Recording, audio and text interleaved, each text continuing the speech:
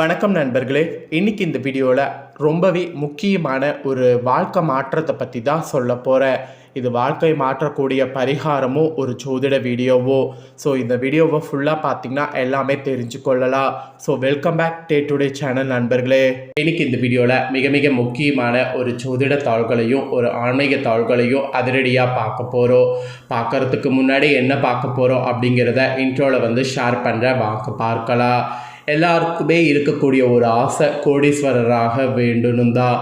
கோடீஸ்வரராக ஆக வேண்டும் அப்படிங்கிற எண்ணம் மட்டும் இருந்தால் போதாது, அதுக்கு தகுந்த ஹார்ட் ஒர்க் நாம் போடணும். கோடீஸ்வரர் அப்படிங்கிற அந்த வார்த்தையை சொல்வது ஒரு நிமிஷம் ஈஸி, அதுக்கு நாம் முயற்சி போடுவோம் பார்த்திங்களா, அதுதான் ரொம்ப அதிகம். அந்த முயற்சி அதிகமாக போட போட நமக்குண்டான பலன் கிடைக்கும். நிறைய பேர் பார்த்திங்கன்னு வச்சுக்கோங்களேன், ஹார்ட் ஒர்க் போடாமே கோடீஸ்வரர் ஆக வேண்டும்னு நினைப்போம். அந்த மாதிரி நினைக்கிறது முற்றிலும் தவறு. கோடீஸ்வரர் ஆக வேண்டும் அப்படிங்கிற எண்ணத்துக்கு நம்ம உழைக்கணும். அந்த உழைப்பு தான் நம்மளை மேன்மைக்கு கொண்டு வரும். நிறைய பேர் உழைத்தாலும் சில சமயம் உங்களால் கோடீஸ்வரர் ஆக முடியாமல் நிறைய தடங்கல்கள் ஏற்படும். அதற்கு காரணம் என்னென்னா, கிரகங்களுடைய ஒரு எச்சரிக்கையான அமைப்பு தான். இப்போ கூட 2026 மே மாதம் நடந்துகிட்ருக்கு. இந்த மே மாதம் நிறைய கிரக மாற்றங்கள் நடக்கிறதுனால ஒவ்வொருவருக்குமே தலையெழுத்து மாறுற மாதிரி சூழ்நிலை அமையுது.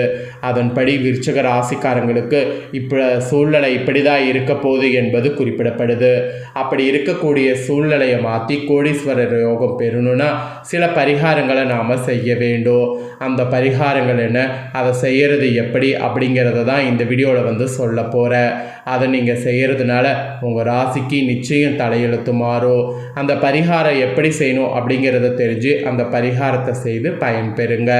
அதோடு நீங்கள் கண்டிப்பாக கிரகங்களால் இந்த மேலே என்ன நடக்கும் அப்படிங்கிறத தெரிஞ்சு அதற்கேற்பவும் நடந்து பயன்பெறணும். ஸோ அதையும் இந்த வீடியோவில் சொல்ல போகிறேன்.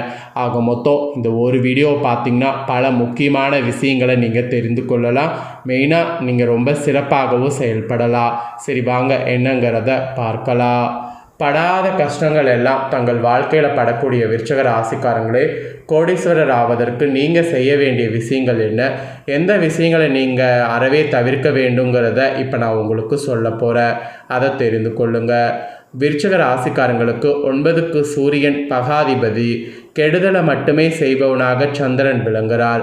பகாதிபதியால் எப்போதும் ஏதாவது ஒரு சங்கடம் உங்களுக்கு இருந்து கொண்டே இருக்கும். குரு பகவான் தான் உங்களுக்கு பணத்தை கொடுப்பார். நிதி மேலாண்மை, வங்கி சார்ந்த விஷயங்கள், வட்டிக்கு விடுவது, பங்கு சந்தையில் முதலீடு செய்வது, பணத்தின் மூலம் பணம் செய்யக்கூடிய தொழில்களை செய்வது உங்களுக்கு அமோகமான பலன்களை தரும். அதோடு குரு என்பது ஆலயங்கள், ஆன்மீகம், வழிபாடு, தெய்வீகம், தெய்வ நம்பிக்கைகள் தொடர்பான தொழில்கள் நல்ல லாபத்தை தரும். குரு சம்பந்தப்பட்ட விஷயங்களை உங்கள் அலுவலகத்தில் வைப்பது நல்லது. ஜொலிக்கக்கூடிய தங்க நிறங்கள் உங்களுக்கு அதிர்ஷ்டத்தை தரும். மஞ்சள் நிற சார்ந்த ஆடைகளை நீங்கள் அணிகிறது நல்லது. பச்சை நிறத்தை எதிலும் நீங்கள் பயன்படுத்தாமல் இருப்பது நல்லது. விஷ்ணு சம்பந்தப்பட்ட சுவாமி படங்களை வைக்காமல் இருப்பது நல்லது. அதே போல் வெள்ளி நிறத்திலான லக்ஷ்மியை வைப்பது வழிபடுவது இது வீட்டுக்கும் உங்களுக்கும் நல்ல பலன்களை தரும். லக்ஷ்மி பாடல்கள், லக்ஷ்மி மந்திரங்கள் இதெல்லாம் அதிகமாக இந்த டைம் கேட்பது நல்லது. குரு சம்பந்தப்பட்ட ஸ்லோகங்களை சொல்வது நல்லது. பெரிய உருவங்கள், யானைகள், பெருத்த சரீரம் கொண்ட ஆஞ்சநேயர், விநாயகர், குபேரன் உருவங்கள், வயிறு பெருத்த தொந்தியுடைய பொம்மைகளை வைப்பது, குபேரன் வயிற்று தடவுகிற புகைப்படங்கள், சிலைகளை பார்ப்பது இதெல்லாம் வைத்து கொள்வது உங்களுக்கு நல்ல அதிர்ஷ்டத்தை கொடுக்கும். குரு புத்திரக்காரகன். ஸோ தங்க மீன்களை தரசிலைகளாக பயன்படுத்தலாம். தங்க மீன் சிலைகளை அலுவலக அறையில் வைக்கலாம். அந்த தங்க மீனின் வாயில் பணத்தை வைத்திருப்பது இன்னும் நல்லது. அதே போல் கோல்டன் மீன்களை வளர்க்கலாம். பச்சை வெள்ளை நிறத்தை தவிர்ப்பது நல்லது. சந்திரன் பகாதிபதி என்பதால் வெள்ளை நிறத்தை தவிர்க்க வேண்டும். மற்றபடி நல்லது. சந்திரனை நீங்கள் கூப்பிட்டாலே உங்களுக்கு சங்கடம்தான். பொதுவாகவே உங்கள் ராசிக்காரங்க அம்மாவால் கடுமையாக பாதிக்கப்படுவீங்க. அவர்கள் பெரும்பாலும் மன கஷ்டப்படுவது எல்லாம் தாய் சம்பந்தப்பட்ட விஷயமாகத்தான் இருக்கும். ஒரு நல்ல காரியத்தை செய்தாலும் அதனை செய்து முடித்துவிட்டு தாயாரிடம் சொல்வது நல்லது. அதாவது ஒரு காரியம் செய்கிறத ஸ்ட்ரெயிட்டாக ஃபஸ்ட்டு அவங்கக்கிட்ட சொல்லாமல் அந்த காரியத்தை செய்ததுக்கப்புறம் அதனை செய்து முடித்துவிட்டு தாய்கிட்ட சொல்வது நல்லது. இனி அதை இந்த மேலே ஃபாலோ பண்ணுங்கள். பெண் உறவில் சித்தி பெரியமா என்ற அம்மா ஸ்தானத்தில் இருப்பவர்களோடு ஒரு வேலையை செய்து முடித்த பின்னர் சொல்வது நல்லது. மொத்தத்தில் அம்மா ஸ்தானத்தில் எதையும் சொல்லக்கூடாது. ஏன்னா அம்மா வழியில் தான் நிறைய கஷ்டமே. உங்கள் ராசிக்கு இந்த மாதிரிலாம் நிறைய விஷயங்களில் கவனம் செலுத்தி நடந்தீங்கன்னா நீங்கள் கோடீஸ்வரர் ஆகிறது யாராலையும் தடுக்க முடியாது. ஸோ இந்த மாதிரி தான் இருக்கணும் என்பது உங்களுக்கு பர்டிகுலராக குறிப்பிடப்பட்டிருக்கு. இப்போ உங்களுக்கான பலன்கள் சொல்ல போகிறேன். மேலே உங்களுக்கு கிடைக்கக்கூடிய பலன்களை தெரிஞ்சுக்குங்க. தெரிஞ்சு இதற்கேற்ப நடந்து பலன் பெறுங்க. ஸோ இதை நீங்கள் கரெக்டாக தெரிஞ்சுக்கிட்டிங்கன்னா கண்டிப்பாக பார்த்தீங்கன்னு வச்சுக்கோங்களேன் நல்லது.